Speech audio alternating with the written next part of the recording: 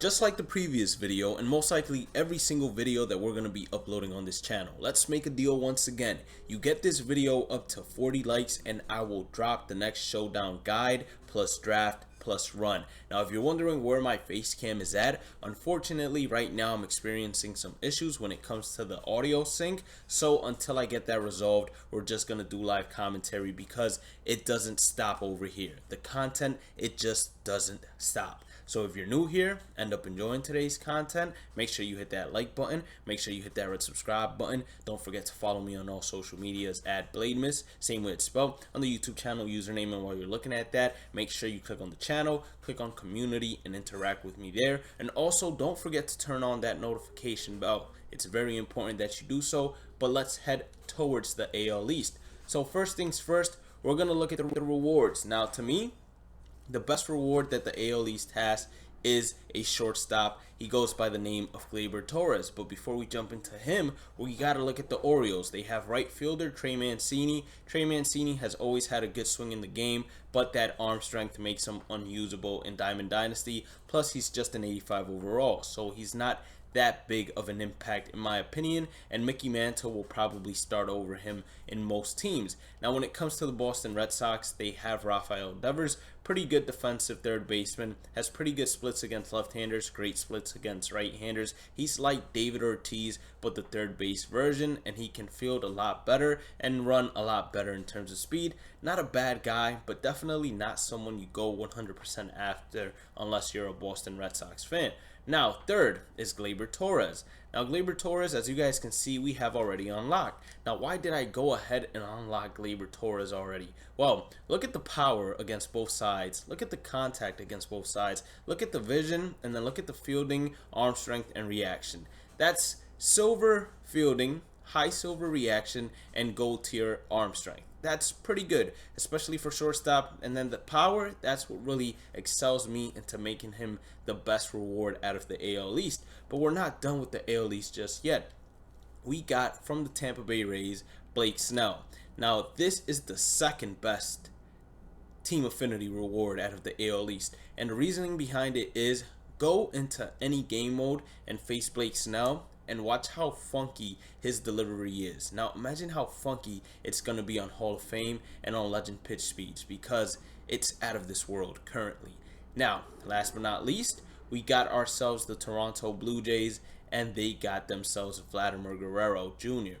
Now, unfortunately, this is not like his previous Future Stars card, which was out of this world in terms of power. It's a little bit more realistic compared to how he performed last season. So hopefully, if the regular season ever does start, he can turn it around and show to us not only that he is a diamond caliber player, but that he deserves way higher power attributes than what he currently has. And the fielding, most likely not going to improve dramatically, or the speed at all, or I should say drastically, but all around, not exactly a guy you want on your Diamond Dynasty squad to grind out for. The two guys from the AL East are going to be the Yankees and the Tampa Bay Rays. Those are the two that you're going to be going for. Now, when drafting for the AL East, you follow the same rubric that you followed for the AL West. You're going to be facing a right-handed starting pitcher. He goes by the name of Garrett Cole. Now, Gleyber Torres, he's a diamond. He has a Gold Life Series card. Same thing goes with Rafael Devers.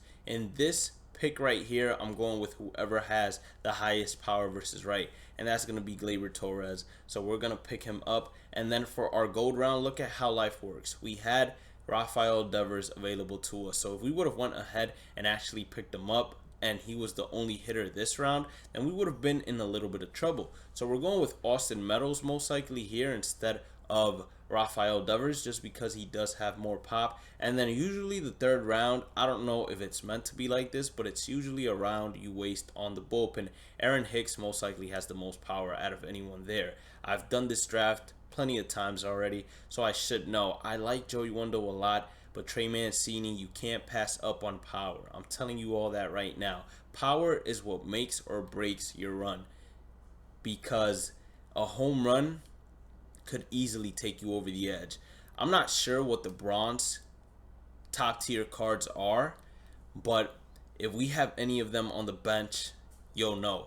Now, Heart Attack, to me, this is the best perk available, whether it's silver or bronze. You're gonna be down 15. A slight contact boost while losing, that means it's gonna be on whether you got an 0-0 count, 0-1 count. It doesn't matter. It's gonna be on until you tie up the game to 15. And then when it comes to bronze, I like jumpstart here, but I also would have loved to have seen defibrillator. If we would have gotten defibrillator and jumpstart, or defibrillator and heart attack, it would have been the best of both worlds, because those to me are the two best perks. Or if we could have stacked heart attack twice, we would have been balling right now. So what we're gonna do is we're gonna go to manage perks. First thing you want to do, make sure you got the perks on, and then you're gonna go to manage squad. Let's see if we got any bronze stars that we didn't think of. So Kevin Biggio, pretty good right there. And then the center fielder is not too bad. The catcher, not really too great. So first things first is we're putting Aaron Hicks to go in for the catcher.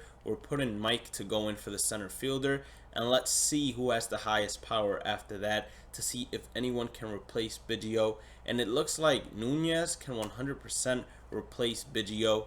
And if he does, well, he has the same powers. So as I said previously, it's the same approach as facing Jacob deGrom. You want to wait for 2 strikes before you go ahead and give yourself the green light. We need to work on taking that stamina out of the game as soon as possible. But most importantly, I need to focus up and get ready to hit a shot here. That was a strike. I thought it could have been a ball, but it was right down the pipe. I needed to place my PCI just a tad better there.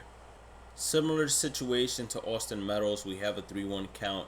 He's most likely throwing us a strike here. We'll take that. Now full count, we gotta defend. That was a ball. It's gonna be strike 2. Full count, now we're hitters. Gotta defend the strike zone.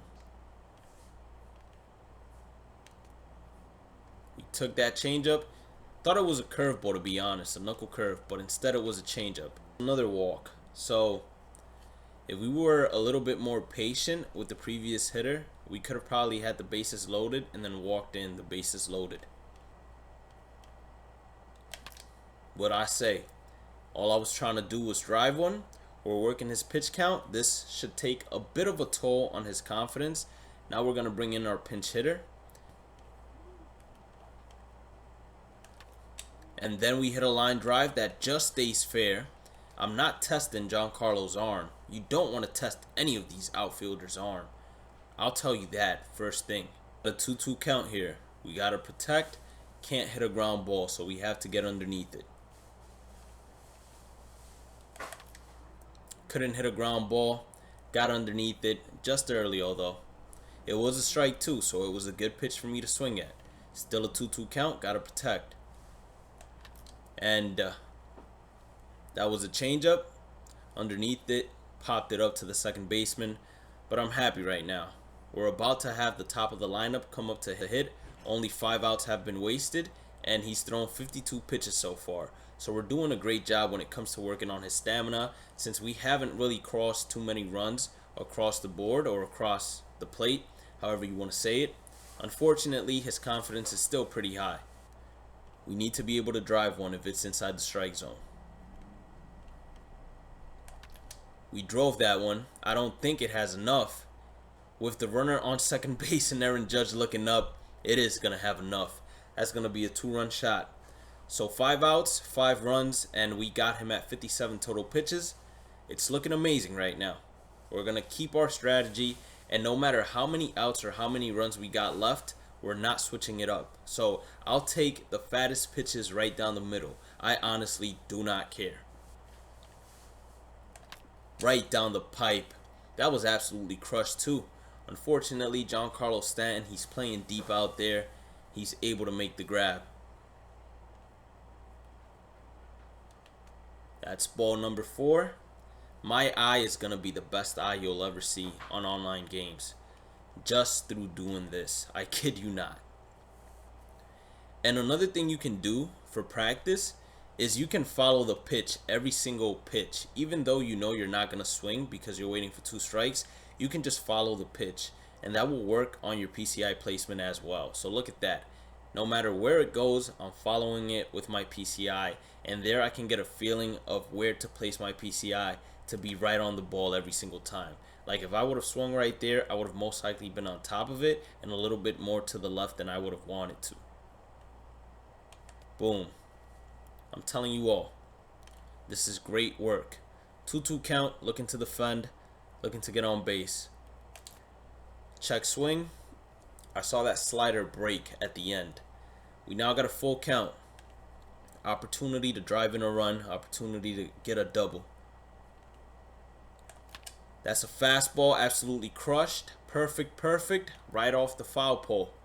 That's going to give us 2 more runs. Got him at 76 pitches. Let's see how the confidence is looking. So the confidence, it's going down. The energy, it's going down as well. Full count. Let's go, baby. If we can get a walk, I'll be happy. If we can't, I'll still be happy. I checked my swing. Believe it or not, I really did. I should have gotten walked there because I tapped X as lightly as I possibly could. Unfortunately, it did not end up mattering. But 87 pitches so far, 12 outs remaining. I'm pretty sure that he'll run out of energy at around 125. 2-2 count. Mitch Moreland, he has a cheat code swing. That's why I picked him up. Wow, they said we went again. So maybe I should check swinging and just swing completely. Right now, 93 pitches. 8th hole is up. We haven't gotten runners on base in a while though. So that's a little worrisome because that does help out his confidence, as you all see. So we got to get some runners on. Especially if he gets strikeouts, that will help out his confidence. Full count here. If we can get a walk, that would be perfect. Why get a walk when you can just hit a pop-up to the third baseman? Man, I'm really missing these pitches right now. 2-2 count. Yellow energy. Good enough confidence. We got to crush one. We got to kill his confidence and we got to kill his energy. So how do we do that? By crushing pitches and taking pitches as well. Good, okay.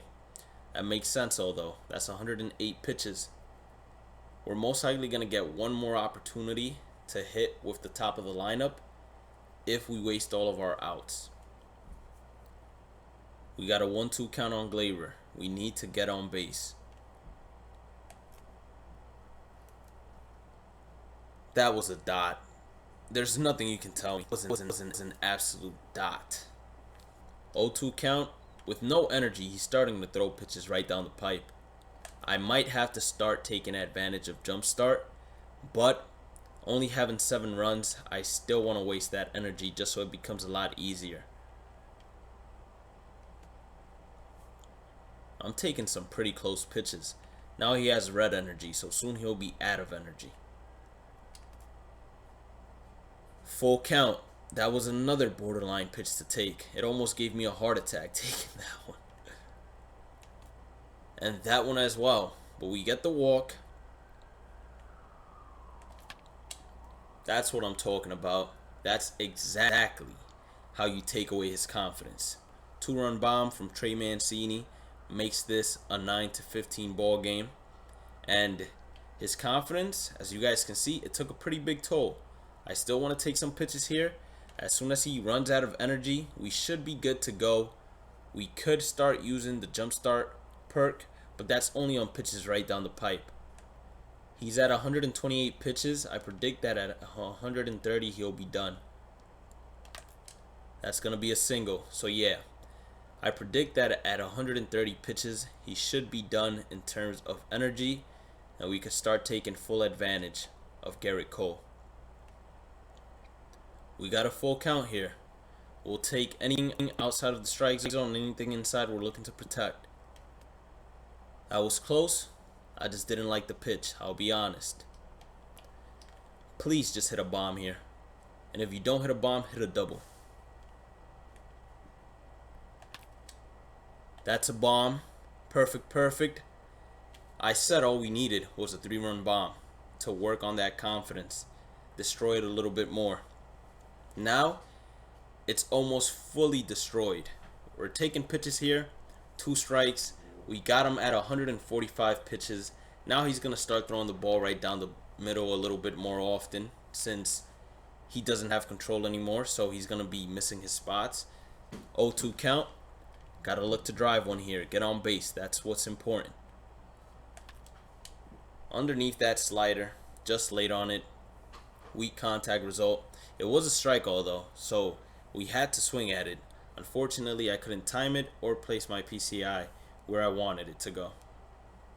I can't tell you guys or stress enough how pivotal it is that Austin Meadows gets on base. That's a shot. That should be gone. Let's go. It's pivotal that we don't waste any more of these outs. I want to get to 15 without wasting an out. Now he has no confidence, no energy, even though it shows a little speck of confidence. Trust me, he has no confidence. Look at how big the PCI is starting to appear for my hitters. The best thing would have been for Gleyber to get walked and Hicks to hit a 2-run bomb. That pitch was not inside the strike zone. But I couldn't afford taking that. Not with Gleyber at least. Aaron Hicks. He needs to come up clutch. I think I'm taking 2 strikes. Unless it's right in my sweet spot.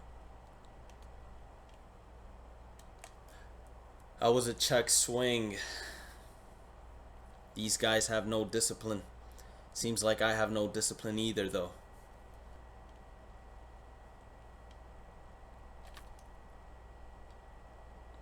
Not sure how that's not gone. That's exactly where you want the ball to be with Trey Mancini.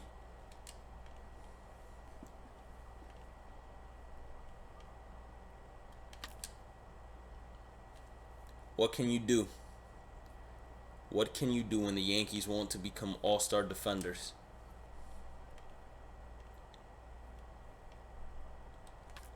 That's gone 100% of the way. Mitch Moreland, he can hit a home run. And then Michael can hit a home run too. I'll feel more comfortable with Austin Meadows, but because Biggio hasn't gotten a base hit, I feel more comfortable with him as of right now. And good week. Could have been an easy blooper there that just dropped and gave us the advantage, but unfortunately, it was not. Now, I 100% wanted to give you guys the gameplay of where I went ahead and beat it. Unfortunately, that was not the case, but still, you guys could see you can score 15 pretty easily, and if you don't throw away at bats like I did, basically striking out on check swings, then you'll be pretty solid because Garrett Cole, as you guys saw, is pretty wild. He runs his pitch count up pretty quickly and it goes up to 130 till he has no energy. If you have any other perk but jump start, let's say you had defibrillator or ice water in veins, I'm not sure what it's called, but if you had one of those, then it would have been a lot easier for you to go ahead and get the 16th run. Unfortunately, I just misplaced my PCI, but I wanted to show you all also a run of where I just went ahead and failed, because not every single run I do, I go ahead and beat them. I'm human, I can't win them all, and that was just an example. But easily, what you do after you actually go ahead and beat them and avenge me, all you have to do is go to missions. You click on missions, you go to exchange AL East for whichever player you're trying to acquire. You exchange the vouchers and you get yourself 20 points towards the Affinity reward, and then hopefully after you beat them 2 more times, you'll get yourself your diamond. Now, I hope you all did end up enjoying today's video. As I said, 40 likes and we will go ahead and drop the next Showdown guide plus run. Have a blessed day and night. Stay positive, stay safe, stay blessed. Make sure y'all wash your hands. Stay away from your elders, especially if you feel a little sick. And as always, I'll catch you all on the next one. Peace.